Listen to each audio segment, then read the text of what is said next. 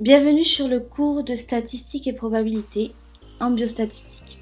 Voici le plan du cours à suivre. Nous allons parler des généralités, puis des probabilités conditionnelles qu'on appelle aussi probabilités a posteriori.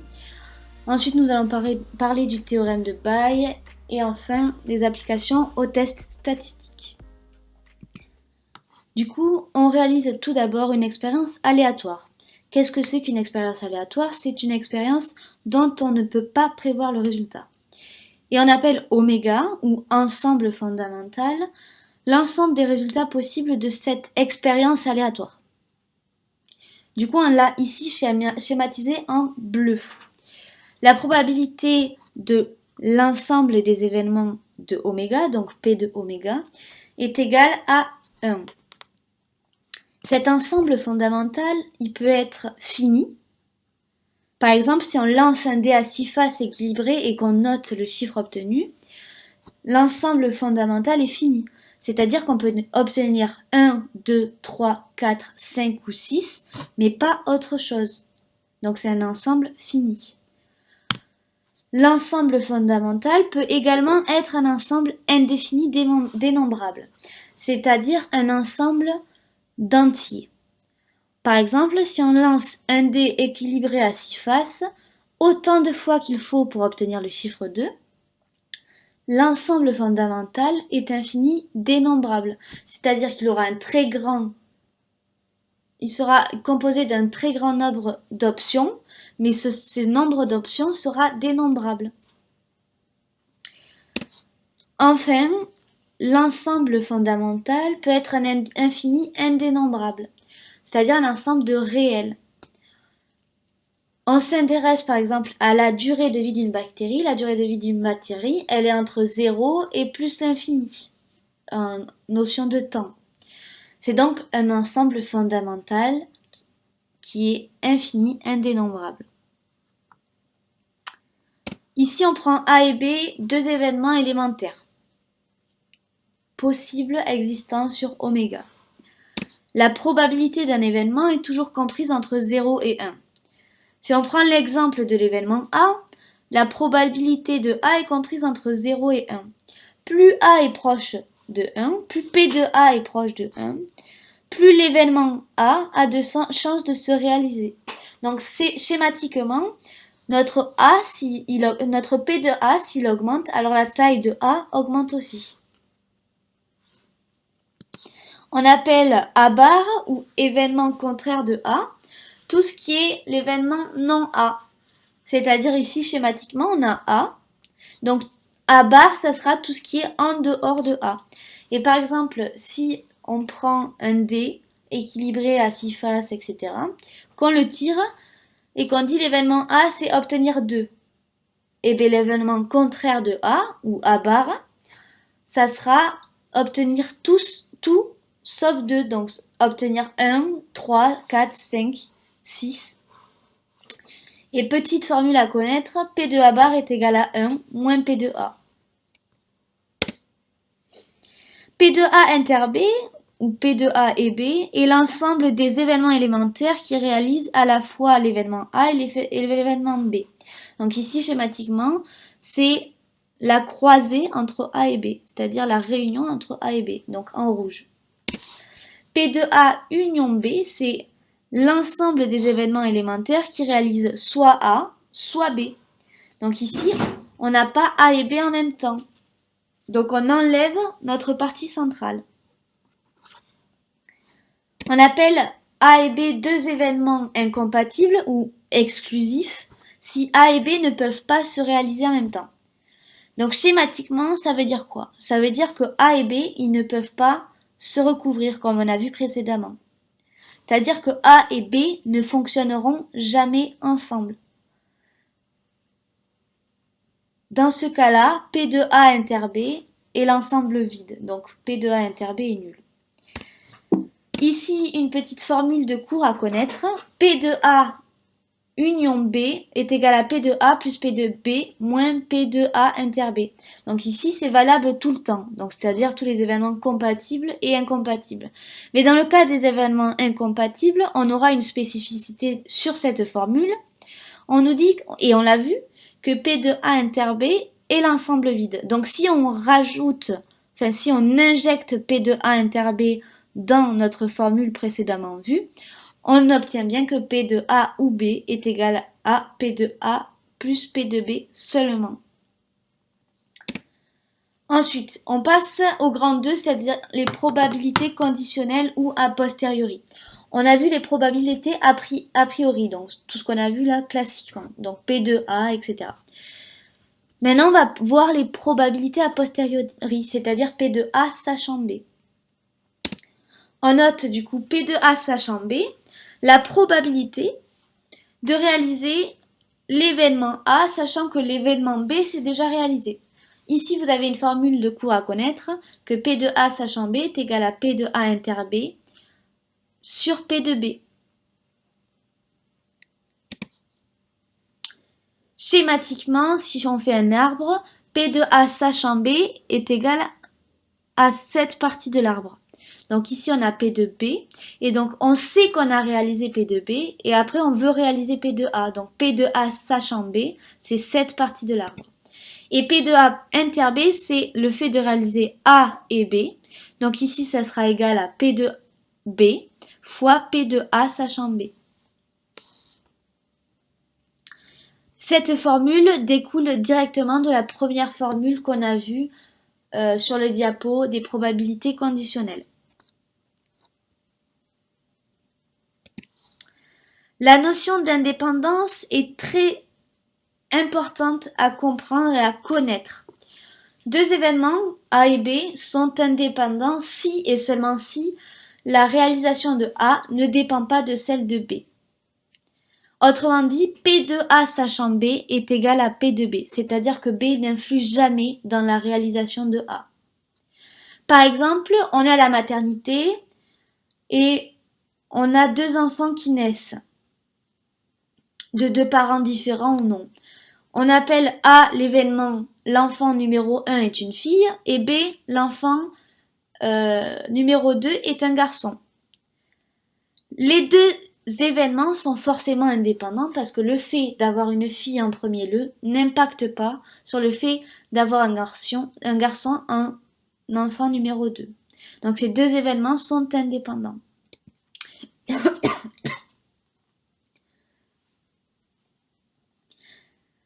Lors de la réalisation de QCM, il peut vous être demandé de déterminer si deux événements sont indépendants. Si ces événements sont indépendants, alors P de A inter B sera égal à P de B fois P de A. Par contre, s'ils ne sont pas indépendants, P de A inter B sera égal à P de B fois P de A sachant B. Donc, pour savoir si ce sont des événements indépendants ou non, on teste ces égalités. C'est comme ça qu'on résout ce genre de problème.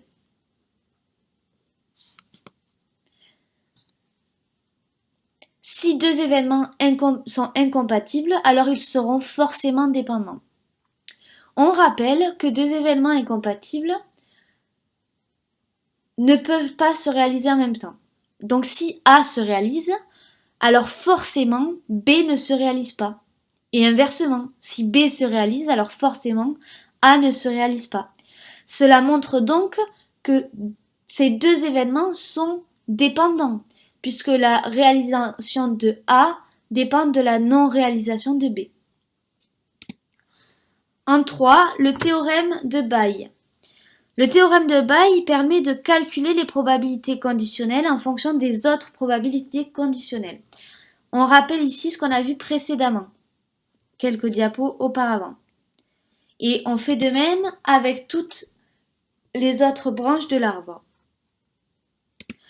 Pour obtenir la probabilité de A, il nous suffit d'additionner P de A inter B, qu'on a ici, P de A inter B, plus P de B bar inter A, ici. Et du coup, en additionnant les deux, on aura la probabilité de A. Et, pardon, ici il y a une erreur, mais P de A, du coup, est égal à P de B fois P de A sachant B, plus P de B bar fois P de A sachant B bar. Donc ici, on a juste développé chaque partie de l'addition. D'accord? Ici, donc c'est une erreur, c'est P de A et non pas P de B. Du coup, si on veut l'avoir en clair, net et précis, le théorème de Bayes est égal à cela. Donc ça, c'est à connaître pour vos cours. Donc P de A sachant B est égal à P de A inter B sur P de A inter B plus P de A bar inter B. Ce qui revient à traduire, si on remplace tout P de A inter B par ce qu'on a vu ici, on obtient cette formule. Donc c'est ce que je viens de vous expliquer auparavant. Ensuite, application aux tests statistiques. Ici, en fait, on va avoir dans les tests statistiques ce qu'on appelle des malades. Des M+, c'est des individus atteints de la maladie. Des M-, c'est les individus non atteints de la maladie.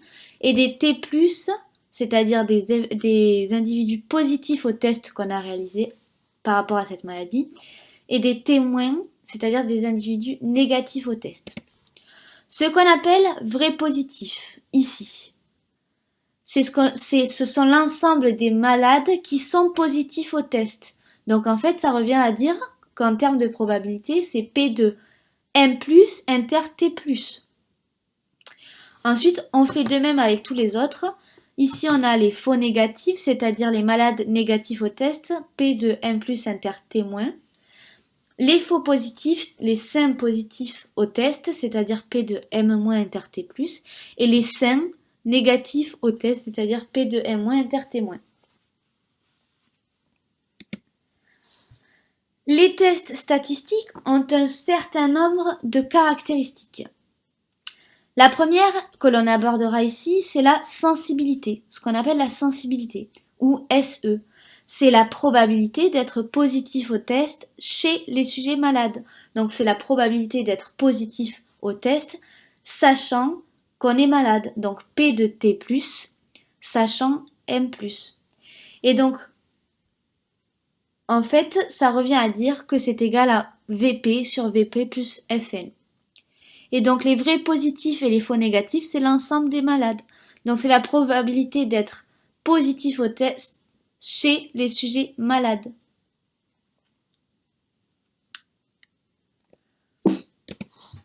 Ensuite, on a une deuxième caractéristique qu'on abordera, c'est la spécificité. Ici, c'est la probabilité d'être négatif au test chez les sujets sains, donc non malades. Et là aussi, on peut le traduire en termes de probabilité conditionnelle. Mathématiquement, ça veut dire P de T-, sachant M-. Et si on remplace tout ça, ça fait Vn sur Vn plus Fp. Et Vn plus Fp, c'est l'ensemble des non malades.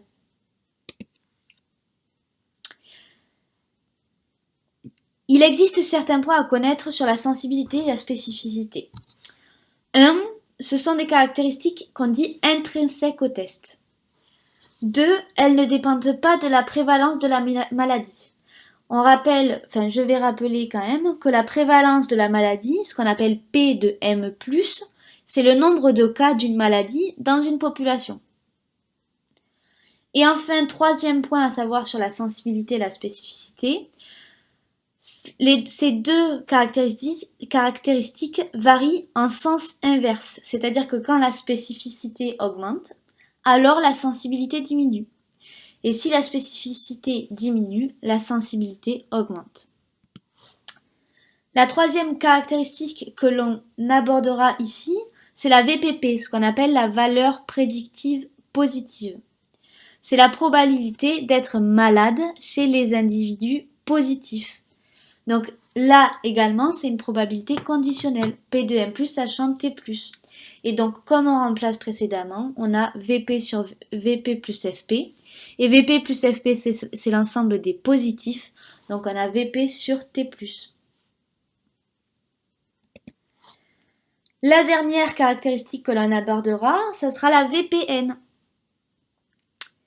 La VPN, c'est la valeur prédictive positive. C'est la probabilité d'être sain chez les individus négatifs au test. Donc c'est également, encore une fois, une probabilité conditionnelle, P de M- sachant T-. Si on traduit par tout ce qu'on a vu précédemment, qu'on remplace, etc., on aura vrai négatif sur vrai négatif plus faux négatif. Et donc vrai négatif plus faux négatif, c'est tous les ensembles des négatifs. En appliquant le théorème de Bayes à ses caractéristiques, on peut calculer, en appliquant le théorème de Bayes à ses caractéristiques, on peut calculer la VPP et la VPN en fonction de la sensibilité et de la spécificité. Ces formules sont à connaître par cœur pour pouvoir répondre rapidement au QCM. Il faut noter qu'en passant de VPP à VPN, la sensibilité, elle se transforme en SPE. Donc sensibilité se transforme en SPE. On a tout ça ici. Et la probabilité, la prévalence, se transforme en 1 moins prévalence. Donc ici, vous avez cette formule à connaître par cœur pour pouvoir bien réaliser rapidement des QCM. Et on note la différence entre les deux, c'est qu'en passant de VPP à VPN, on passe de sensibilité à spécificité et de prévalence à 1 moins prévalence. Donc prévalence, on a noté petit p, et je rappelle encore une fois que c'est la probabilité de M+. Il existe également certains points à connaître sur la VPP et la VPN.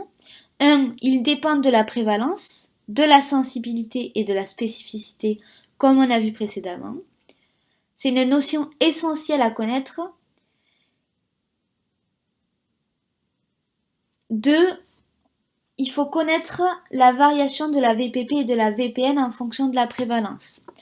Si la prévalence qu'on appelle petit p augmente, alors la VPP augmente aussi. Moi, petit moyen mémotechnique, je me disais que VPP et prévalence, ça augmentait, ça variait dans le même sens.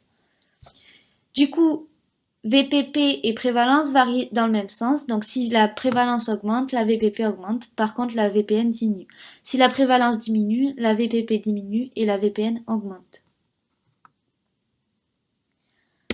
Attention, il existe un piège récurrent dans les QCM, c'est si la prévalence de la maladie dans la population générale, donc c'est-à-dire pas dans votre échantillon, si cette prévalence de maladie elle est différente de la prévalence de votre échantillon, alors on dit que l'échantillon il n'est pas représentatif de la population. C'est-à-dire que tout ce qu'on a vu, la VPP et la VPN ne sont pas extrapolables et donc pas calculables dans la population. C'est-à-dire que la VPP et la VPN que vous avez calculées, elles sont valides dans l'échantillon, mais pas dans la population.